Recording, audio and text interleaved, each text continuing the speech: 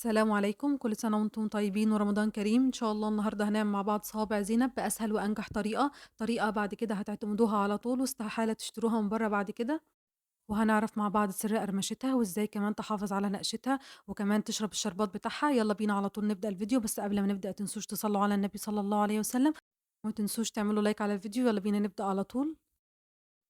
أول حاجة هنحضّرها معانا الشربات، عايزين شربات يكون تقيل وبارد، لإن صوابع زينب لازم الشربات بتاعها يكون تقيل وبارد، مقاديره عبارة عن كوبايتين من السكر وكوباية من المَيّة، معلقة كبيرة من عسل النحل أو كمان لو عندِك عسل كلوكوز هتحطّي معلقة كبيرة من عسل الكلوكوز المتوفّر عندِك، ومعانا معلقة كبيرة من عصير الليمون أو عصير نُص ليمونة، هنقلّب المكونات كده تقليبة بسيطة، وبعد كده هنرفعهم على النار.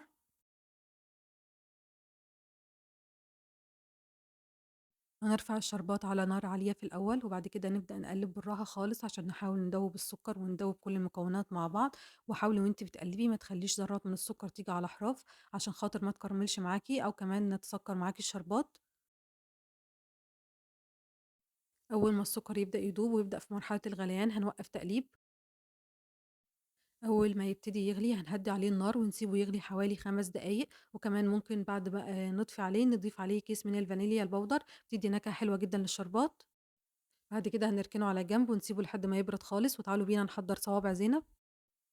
أول حاجة معايا كوباية من الدقيق تكون هرمية يعني حوالي 150 جرام، هابدأ أنخل الدقيق كويس جدًا، هاضيف عليها نُص كوباية إلا معلقة كبيرة من دقيق السومولينا، دقيق بدون أي إضافات، دقيق السايب من عند أي عطار، وطبعًا الكوباية اللي بنعاير بيها تبقى واحدة، بعد كده هاضيف عليهم معلقة كبيرة من النشا بتدّي قرمشة حلوة جدًا لصوابع زينب، عليهم معلقة صغيرة ممسوحة من السكر ما تزوديش عن كده عشان ما تاخدش معاكِ لون بسرعة أثناء التسوية.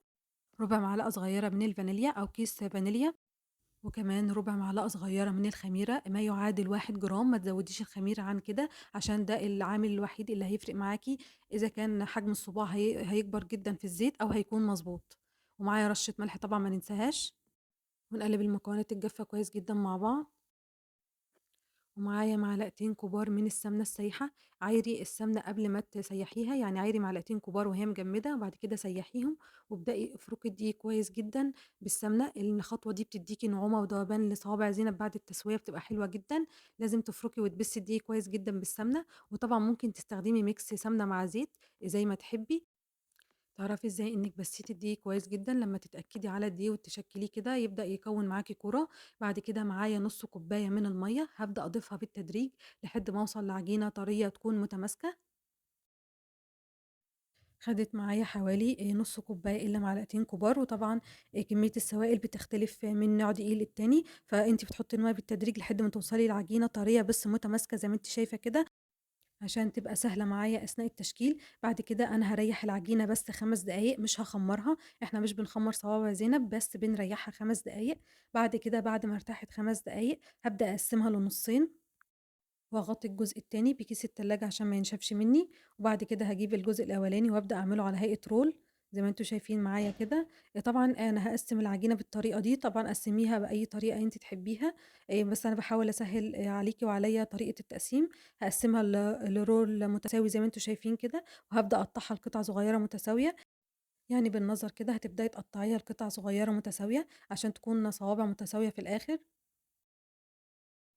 بعد ما قطعناها لقطع صغيرة هنبدأ على طول ندخل في مرحلة التشكيل، بابدأ أعمل كل قطعة على هيئة صباع كده زي صباع كفتة الرز، وبعد كده بابدأ أفردها، طبعًا أنا ممكن هاشكّلها على المصفى اللي شبه دي أو مصفة الزيت أو ممكن كمان الناحية الناعمة المبشرة، دي كلّها بتدّي شكل حلو جدًا زي ما أنتم شايفين كده لصوابع زينب، اختاري اللي يناسبِك والموجود عندِك، بتبدئي تضغطيها كده بالطول والعرض، بابدأ أول حاجة أصبّعها وزي صباع الكفتة زي ما قُلنا كده، وبعد كده بابدأ أضغطها بالطول وبالعرض على المصفى.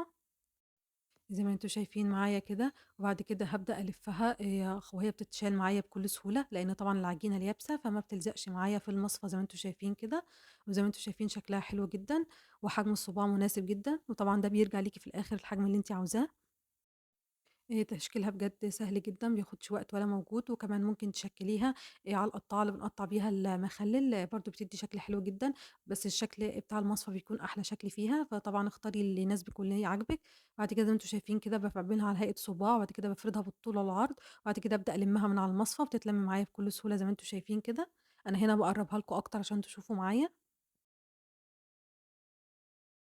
بعد ما خلّصت تشكيل النُص الأولاني، هاجيب الجزء التاني من العجينة وأبدأ أعمله roll برضه بنفس الطريقة وأقطّعه لقطع صغيّرة متساوية بالنظر كده زي ما قُلنا. بس أنا مش هاشكِّل الجزء ده إلّا أمّا أبدأ أقلي الجزء الأولاني الأول، علشان الجزء الأولاني ما يخمرش منّي جامد، فهابدأ الأول أقليه، وفي الوقت ده أنا باكون حاطة طاسة على النار عشان الزيت يسخن. فأنا دلوقتي خلاص أنا هاقطّعه بس مش هاشكِّله إلّا أمّا أقلي الجزء الأولاني.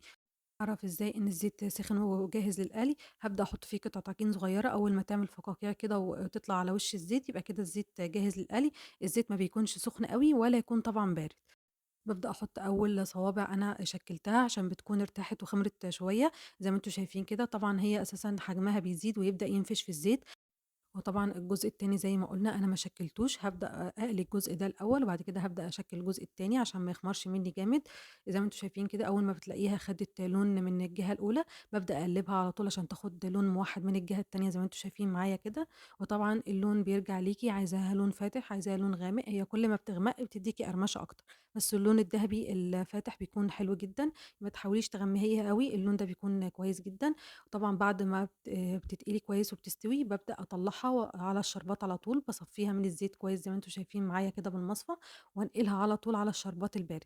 يعني هي بتكون سخنة من الزيت على الشربات البارد على طول. وطبعًا الشربات بيكون خَد وقته وبرد كويس جدًا، وصوابع زينب بتكون استوت وخدت لون حلو زي ما أنتم شايفين كده. وطبعًا زي ما قُلنا لو أنتِ عاوزة لون أغمق من كده ده براحتك ويرجع لِك، وبياخد قرمشة أكتر. أنتِ اختاري اللون اللي تحبيه. باسيبها في الشربات حوالي 3 أو 4 دقايق عشان تشرب الشربات بتاعها براحتها. بعد كده هابدأ أرجع أكمّل الجزء التاني من صوابع زينب زي ما أنتم شايفين معايا كده. هابدأ أشكّلها بنفس الطريقة، باخد القطعة وأعملها على هيئة صباع، وبعد كده بابدأ أفردها على المصفى زي ما أنتم شايفين كده، وبتتشال معايا بكل سهولة، ومديّة نقشة حلوة جدًا. وهاكمّل بنفس الطريقة لحد ما أخلّص تشكيل بقية الكمية زي ما أنتم شايفين معايا كده.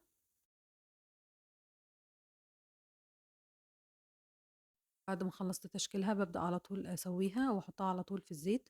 بابدأ بأول صوابع أنا شكلتها عشان بتكون ارتاحت وخمرت كويس. بعد كده أول ما تاخد لون دهبي حلو بابدأ أطلّعها وأحطها على طول في الشربات زي ما أنتم شايفين معايا كده، نفس خطوات المرحلة الأولى. بجد من أسهل وألذ الحلويات اللي هتعمليها، ما بتاخدش وقت ولا مجهود، وبتنجزيها على طول في 10 دقايق بتكون خلصانة. وأنا متأكدة بعد الطريقة دي استحالة تشتريها من برّه تاني وهتقومي تعمليها، ومتأكدة كمان إنِّك هتضاعفي المقادير من كتر حلاوتها. زي ما أنتم شايفين معايا كده حجم الصباع، ومحافظة كمان على رسمتها. ما النقشة بتاعتها ما راحتش منها في الزيت ولا كبرت جامد في الزيت، وكمان من جوّه طرية ومرمّلة، مقرمشة من برّه وطرية ومرمّلة من جوّه زي ما أنتم شايفين معايا كده. متأكدة إنها هتنجح معاكِ من أول مرّة، وهتطلع من إيديكِ أحلى مليون مرّة من الجاهزة. لو وصلتوا معايا لحد هنا وعجبكم الفيديو ما تنسوش تعملوا لايك عليه، وكمان لو أول مرّة تشوفوني ما تنسوش تشتركوا في القناة وتفعلوا زر الجرس عشان يوصل لكم كل جديد. رمضان كريم وكل سنة وأنتم طيبين.